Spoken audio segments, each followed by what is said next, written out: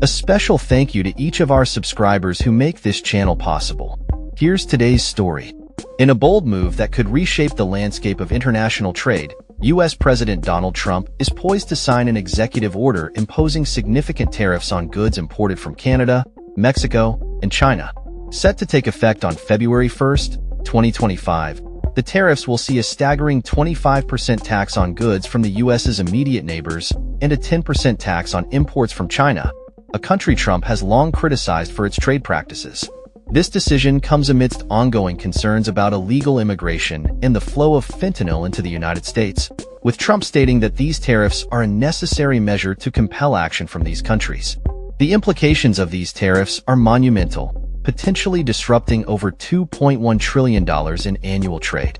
Trump, who is currently working from his Mar-a-Lago estate, has been vocal about his stance, asserting that the tariffs are not merely bargaining chips but a genuine attempt to address the trade deficits the U.S. faces with these nations. He emphasized the revenue aspect, indicating that the tariffs could serve as a significant source of income for the U.S. government. However, the economic ramifications of such tariffs could be severe.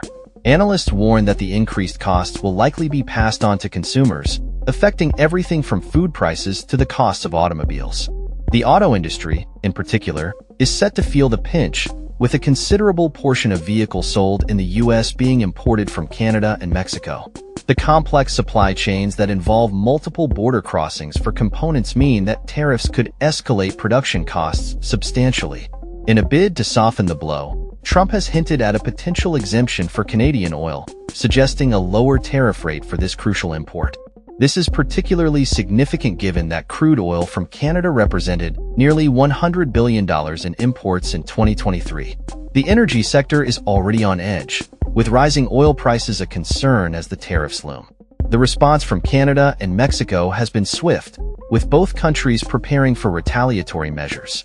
Canadian Prime Minister Justin Trudeau has stated that Canada is ready with a purposeful, forceful, but reasonable response should the tariffs be enacted, while Mexican President Claudia Sheinbaum has expressed her government's readiness to engage in dialogue. China, too, has reacted cautiously, with officials stating that they firmly oppose the new duties and warning against the consequences of a trade war. The Chinese government has emphasized that such conflicts serve no one's interests and have detrimental effects on both economies and the global market.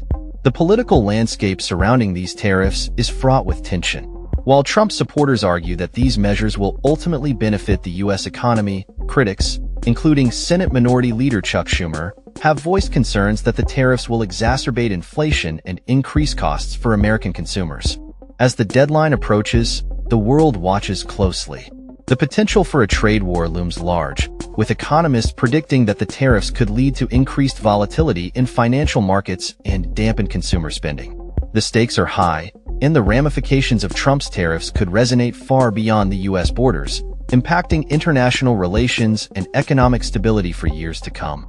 In summary, the imposition of tariffs by President Trump marks a significant escalation in trade tensions with key partners.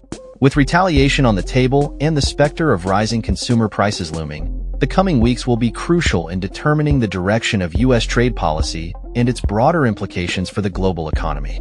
That's all for this story. We upload videos every day covering many different subjects, so hit that subscribe button to stay informed. Thanks for watching.